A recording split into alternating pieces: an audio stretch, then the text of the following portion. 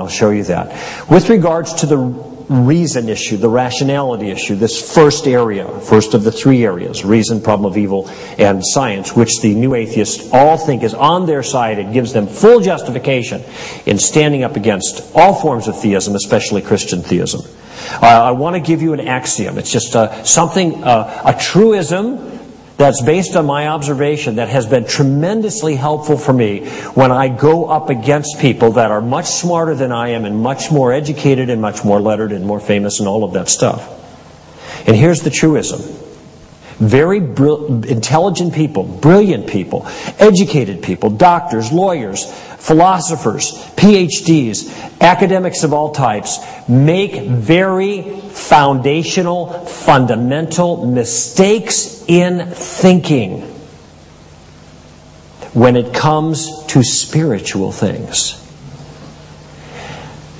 This I've seen across the board. People who are brilliant in their own areas, when it comes to spiritual issues, all of a sudden it's as if they, and I don't mean this ingraciously, but it's almost as if they lose their minds. And they say the most foolish, irrational kinds of things. And they put up arguments that don't go anywhere, and they're deeply impressed by that. I'm going to give you a couple of examples of some of the most famous people in the world in this area, and what they say, and you're going to look at it on the screen, you're going to say, oh my goodness, that's not as scary as I thought it would be. So that's the axiom. But before we can get into that, we have to talk a little bit about how does reasoning work. So I'm going to give you a thumbnail sketch, a little tutorial here in critical thinking. It's actually not that hard. And there's kind of a sense in which what we talked about in the workshop today, and I'll finish up with regard to the Columbo tactic tomorrow, is really at the heart and core of what it entails to do good critical thinking. So, here's the process. The first thing you have to do is you have to, when you want to assess the legitimacy, reasonableness of somebody else's particular view, first you've got to separate the wheat from the chaff, or you've got to clear the brush, as I say. In other words, you have to be able to identify what part of this presentation is nonsense and what is substance.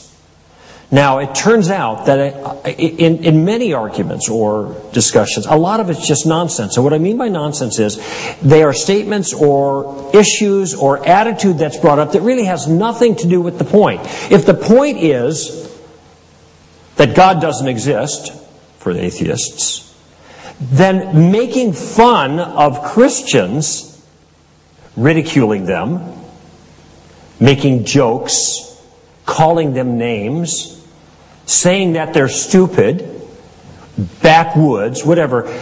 Do you see that this kind of attack on the individual, whether it's an attack on their character or on their intelligence or on their culture or on their church, or that they're hypocritical, that none of those attacks have, even if they're all true, have anything at all to do with whether God exists or not. Yes.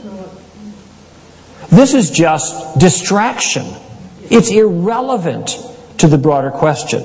But much of the time, another way to put it is ridicule is not an argument. You might remember that line, so when somebody's making fun of you to make a point, you can just calmly say, very interesting, but ridicule is not an argument. Do you have anything better than that? And ridicule passes as argument for a lot of people. Christopher Hitchens is a great example. Christopher Hitchens is a very abusive person. Now, I don't know if you know who this man is. He's actually